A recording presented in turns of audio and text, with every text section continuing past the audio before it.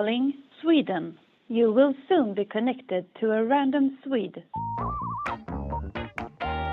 46771-793-336. That's the number for Sweden.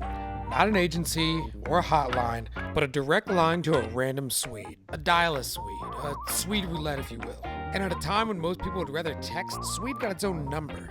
So obviously I called it. Like a lot.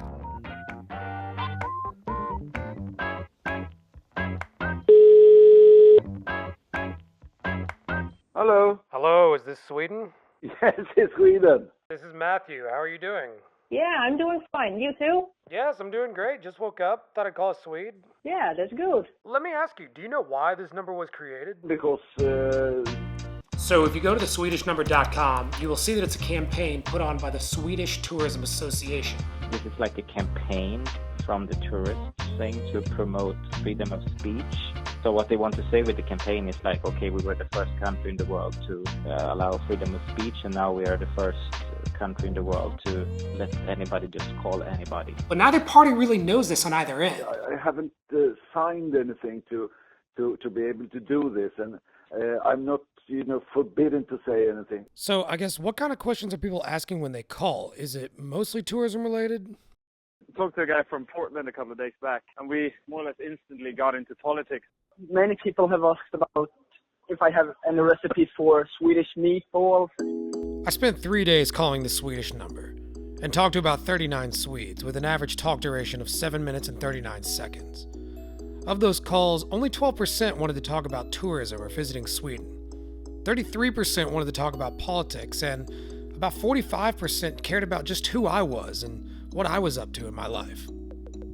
It's a chance to get to speak to people from other cultures that you never would speak to otherwise. I guess what we've come to expect from advertising is persuasion. A typical tourism video trying to convince us to visit that specific country. But why can't it be something else?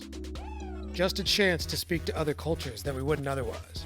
I think that Swedish people and American people are very close to each other. If I would compare myself and my values to, for example, like south of Europe. I was unable to find out whether the Swedish number was temporary or permanent, but I guess for now it's just cool knowing that there's somebody in Sweden that can answer my questions. And how cool would it be if every country did that?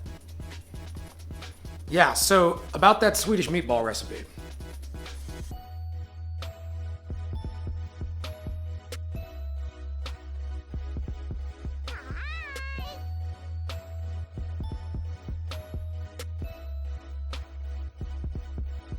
My car with my wife and my son and his girlfriend, and my other son and his wife and baby are on our way to a small town in Kentucky. Have you ever heard of Kentucky?